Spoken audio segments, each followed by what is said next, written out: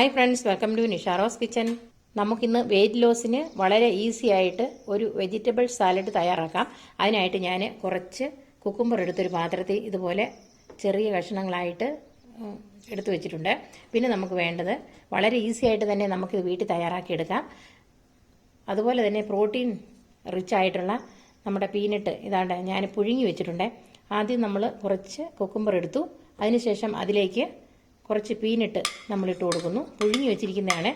അതൊരു പാത്രത്തിലിട്ട് നമ്മൾ ഒരു 10-20 മിനിറ്റ് വേവിക്കുമ്പോഴത്തേക്ക് നന്നായിട്ടത് വെന്ത് കിട്ടും.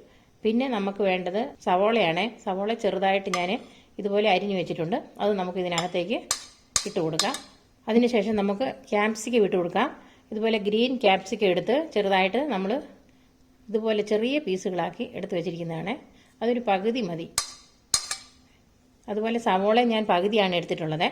കാരറ്റും അതുപോലെ തന്നെ. ഒരു കാരറ്റ് ഞാൻ മുഴുവൻ എടുത്തിട്ടില്ല. ഇതുപോലെ ചെറുതായിട്ട് കട്ട് ചെയ്തെടുത്ത് വെച്ചിരിക്കുന്നതാണ്. അപ്പോൾ ഇത്രയും നമ്മൾ ഇട്ട് കൊടുത്തു. ഇനി നമുക്കിതിനകത്തേക്ക്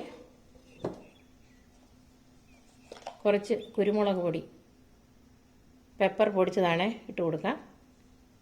അല്പം ഇട്ട് കൊടുത്താൽ മതിയേ, എരിവിനനുസരിച്ച് സ്വല്പം. പിന്നെ ഞാൻ എടുത്ത് വെച്ച പിങ്ക് സോൾട്ടാണ്. പിങ്ക് സോൾട്ട് കുറച്ചിട്ട് കൊടുക്കാം. ഒരുപാടൊന്നും കൂടി പോകരുത്. ഇതാ കുറച്ചിട്ട് കൊടുത്താൽ മതി. ഇനി നമുക്കിത് നന്നായിട്ടൊന്ന് മിക്സ് ചെയ്യാവേ. അപ്പോൾ നമ്മുടെ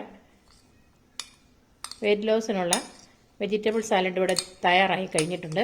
വളരെ ഈസി ആയിട്ട് നമുക്ക് അല്പം കടല മാത്രം നേരത്തെ ഒന്ന് ഇതുപോലെ വേവിച്ചെടുത്ത് വെച്ചിരുന്നാൽ മതി.